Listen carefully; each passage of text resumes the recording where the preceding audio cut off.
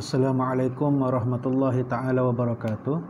Alhamdulillahi rabbil alamin. Wassalatu wassalamu ala ashrafil anbiya wal mursalin wa ala alihi wa sahbihi ajma'in. Qala rabbi shrah li sadri wa yassir li amri wahlul 'uqdatam min lisani yafqahu qawli. Subhanaka la ilma lana illa ma 'allamtana innaka antas samiul alim. Wa la hawla wa la quwwata illa billahil aliyyil azim. Alhamdulillah, bersyukur kita kehadrat Allah Subhanahu Wa Taala kerana masih lagi diberi peluang untuk saya sama-sama memberi satu perkongsian daripada subjek Usuluddin. Kali ini bagi tingkatan 1 bab tafsir tajuk yang ke-10, iaitu tajuk yang terakhir dalam bab tafsir bagi pelajaran Usuluddin tingkatan 1, yang mana tajuknya adalah rahmatur Rasulillahi sallallahu alaihi wasallam li ummatihi, iaitu rahmat Rasulullah sallallahu alaihi wasallam kepada umatnya. Dan terlebih dahulu marilah kita sama-sama berselawat selawat dan salam kepada Rasulullah sallallahu alaihi wasallam dengan menyebut Allahumma salli ala sayyidina Muhammad wa ala alihi wa sahbihi wasallim. Dan yang mana kelebihan selawat ini, satu hadis daripada Anas bin Malik menyebut Rasulullah sallallahu alaihi wasallam bersabda, man shalla alayya salatan wahidatan sallallahu alaihi asyra salawatin wa huttat anhu asyru khati'at wa rufi'at lahu asyru darajat. Yang bermaksud, barang siapa yang mengucapkan selawat kepadaku 1 kali, maka Allah Subhanahu Wa Taala akan berselawat baginya 10 kali dan digugurkan 10 kesalahan, iaitu dosa-dosanya, serta ditinggikan baginya 10 darjat. Itu hadis Nabi berkaitan dengan kelebihan berselawat kepada Rasulullah sallallahu alaihi wasallam. Okey, berkaitan dengan rahmat Rasulullah kepada umat dia ni, umat Rasulullah tu siapa? Kita semualah. Yang ini kita ambil perbincangannya dalam ini subjek ini bab tafsir kan. Kita ambil daripada ayat daripada surah At-Taubah ayat 128 dan 129, yang mana berbunyi A'udzubillahi minasyaitonirrajim. Bismillahirrahmanirrahim. Laqad ja'akum rasulun min anfusikum azizun 'alaihi ma 'anittum harisun 'alaikum bil mu'minina raufur rahim. Fa in tawallaw faqul hasbiyallahu la ilaha illahu 'alaihi tawakkaltu wa huwa rabbul arsyil azim. Yang bermaksud, sesungguhnya telah datang kepada kamu seorang rasul daripada kalangan kamu sendiri, iaitu Nabi Muhammad sallallahu alaihi wasallam, yang menjadi berat kepadanya sebarang kesusahan yang ditanggung oleh kamu, yang sangat inginkan kebaikan bagi kamu. Dia pula melimpahkan perasaan belas serta kasih sayangnya kepada orang-orang yang beriman. Kemudian jika mereka ingkar, maka katakanlah, wahai Muhammad, cukuplah bagiku Allah yang menolong dan memelihara aku. Tiada Tuhan melainkan Dia, kepadanya aku berserah diri, dan Dialah yang mempunyai arasy yang besar. Okey, dan sebelum kita pergi kepada apa yang disyarahkan dalam ayat itu, apa huraian bagi ayat tersebut, kita tengok dulu perkataan-perkataan yang menjadi pilihan dalam ma'anil kalimat, iaitu yang pertama min anfusikum, min jinsikum, iaitu daripada jenis kamu ataupun daripada bangsa kamu sendiri. Ini ditujukan kepada orang Arab lah, yang mana orang Arab Mekah ni dia diutuskan Nabi, diutuskan Rasulullah dalam bangsa dia sendiri, tapi masih ada yang ingkar. Kemudian yang kedua, azizun syadidun, sangat berat. Yang ketiga, ma'anitum masyaqqatukum, kesusahan kamu. Harisun alaikum husulul khair alal mu'minin, mendapat kebaikan untuk orang yang beriman. Raufun syadidur rahmah, sangat belah kasihan. Kemudian rahimun yuridu lakumul khair, inginkan kamu mendapat kebaikan. Fakul hasbiya kul kafi, katakanlah cukuplah. Alaihi tawakkaltu billahi wasaqtu, yakin kepada Allah Subhanahu wa taala. Okey, itu ma'anil kalimat. Kemudian kita tengok syarahul ayat kat sini, salah tajuk, syarahul hadis. Ayat, syarahul ayat.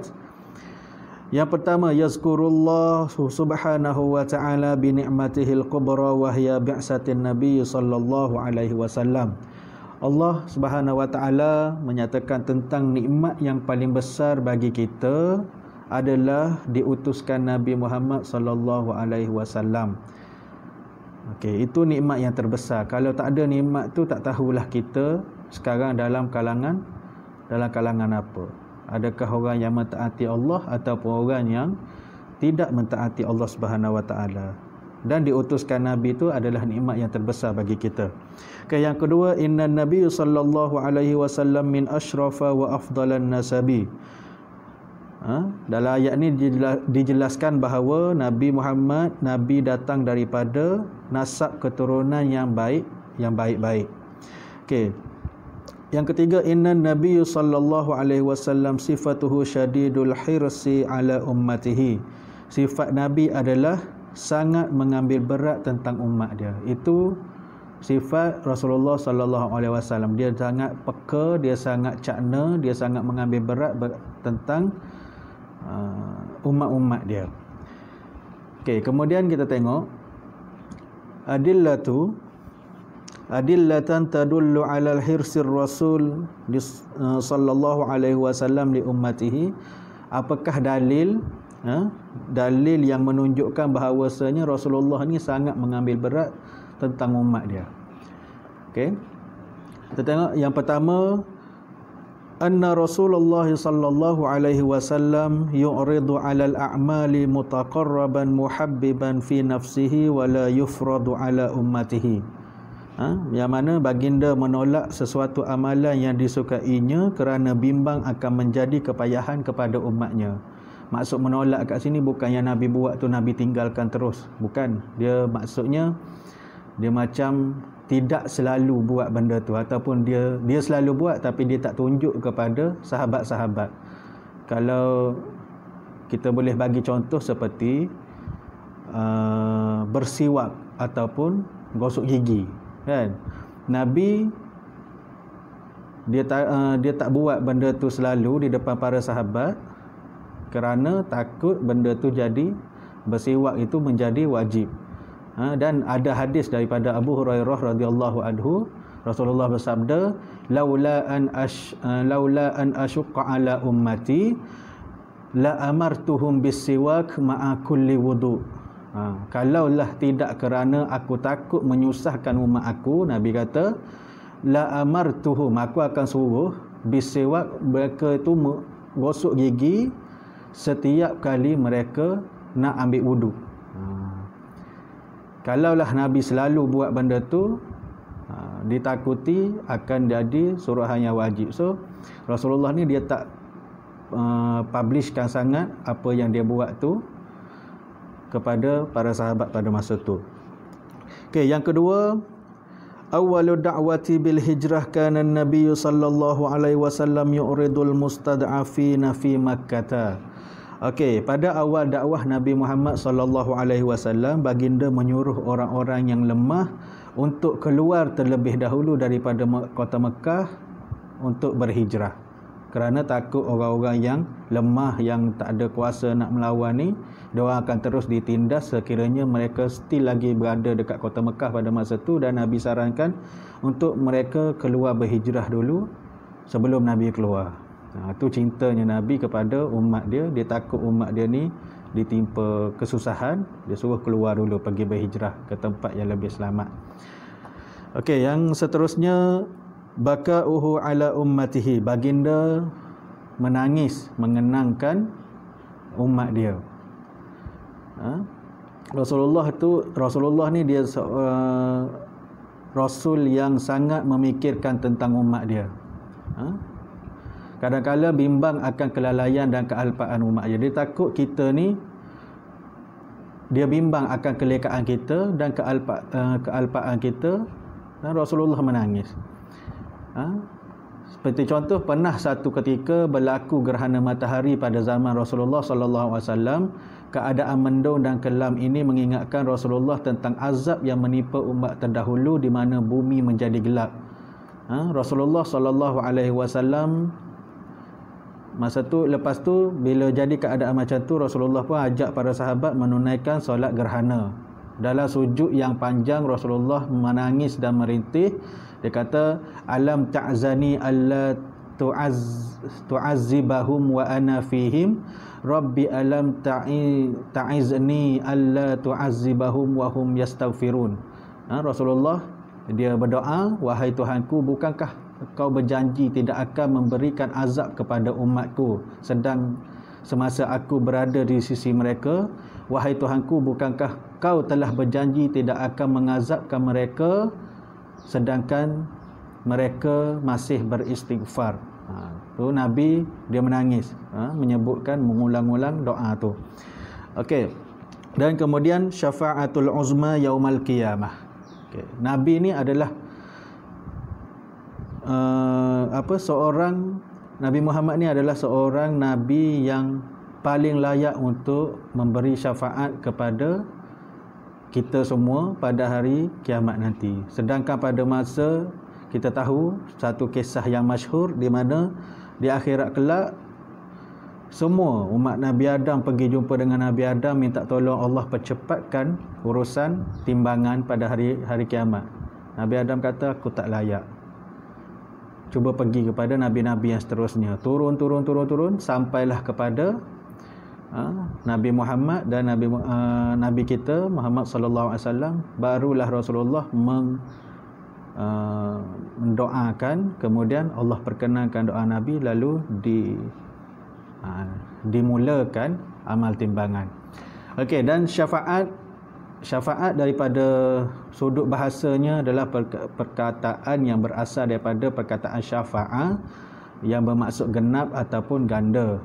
Syafaat adalah, kalau daripada sudut istilah pula, perantara bagi yang lain dengan mendatangkan suatu kemanfaatan atau menolak satu kemudaratan. Dia ni adalah orang yang memberi manfaat dan menolak mudarat. Itu syafaat. Okay. Dan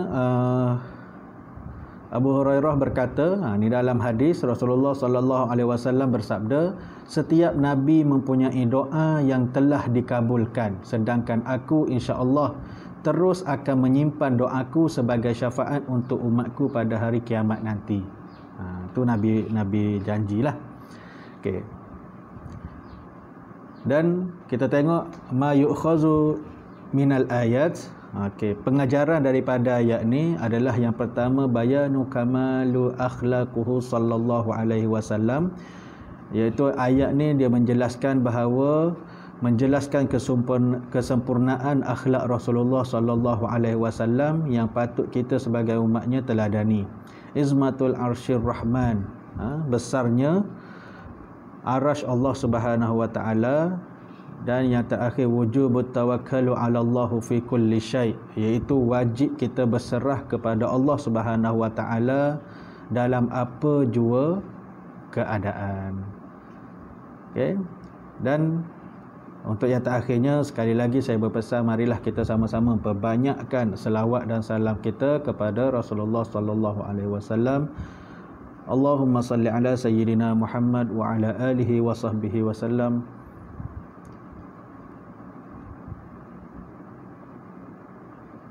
Alhamdulillahirabbil alamin. Okey. Kita sama-sama berselawat kepada Rasulullah sallallahu alaihi wasallam. Wallahu a'lam bissawab. Assalamualaikum warahmatullahi taala wabarakatuh.